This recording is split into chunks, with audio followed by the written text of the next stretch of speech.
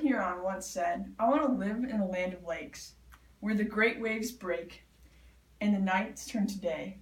The state of Michigan has many great attractions that make it a great place to visit, and I will be explaining 3 of those today. First, I will talk about some of nature's beauty that is well visited in the summer months of Michigan. Next, I'll talk about some of Michigan's greatest festivals. Lastly, I'll tell you about Michigan's most visited and populated cities. First, I'll talk about Sleeping Bear Dunes. This one is my all-time favorite. My grandparents had a place about 5 miles from there, so I grew up visiting there often. It's right in Glen Arbor, Michigan, which Good Morning America ranked as the most beautiful place in America in 2010. The legend of Sleeping Bear Dunes is that there were a mother bear and 2 cubs that were walking on the shores of Lake Michigan one day when they got swept up to sea, and the mother became Sleeping Bear Dunes, while her 2 cubs became the Manitou Islands. This place is awesome, and you can climb it and see the Glen Lakes on one side and then Lake Michigan on the other. Next, I'll explain Informational Falls.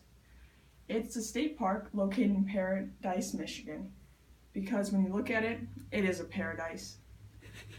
It's a waterfall. It's one of the few waterfalls in Michigan, since it is located so far up north, it's a common camping destination for many families during the summer months in Michigan. Next up is Pictured Rocks. This is in Musing, Michigan, also in the UP, just not as far as the Quamanon Falls. It's a common place to go kayaking and camping again, and you can kayak through the rocks and see all the beautiful pictured rocks. Next, I'll explain the festivals. The Cherry Festival is one of Michigan's biggest festivals, and it's located in Traverse City. Almost 500,000 people come every year, and it is usually the first 2 weeks in July. This one is one of my favorites as well, because we're always up there for the 4th of July, and my uncle this year happens to be the president. They bring in $2.5 million in revenue each year, according to Odyssey.com. Now, one of my favorite festivals, also probably some of yours because it's so local, is the Alma Highland Festival. This goes back to our Scottish heritage, along with Alma colleges.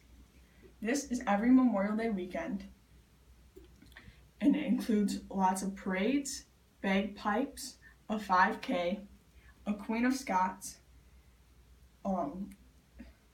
Scottish games, and even an art fair. Another festival is the Tulip Time Festival in Holland. It is each year in May and brings in 50 to 70,000 people every year to see beautiful tulips, and they even have a tulip island. Next up are the cities. Grand Rapids is one of Michigan's most growing cities. It is home of Art Prize, which is a 19-day art fair right in the middle of Grand Rapids, and it takes place each year in the fall. Grand Rapids is also home to Gerald Ford, Frederick Meyer, and the DeVos family. It is home to 445,000 other residents, and is Michigan's fastest growing city, although it's not the biggest. That goes to Detroit, which has approximately 672,795,000 residents, according to World Population Review. It has 4 professional sports teams known as the Tigers, the Lions, the Pistons, and the Red Wings. And it was the start of the auto industry. Thank you for listening to my speech. First, I described Sleeping Bear Dunes, Pictured Rocks, and Quamanon Falls. Next, I explained the Cherry Festival, the Highland Festival, and the Tulip Time Festival. Next, I explained Detroit and Grand Rapids. I hope that after hearing this speech, you love Michigan as much as I do and Lord Huron. Thank you.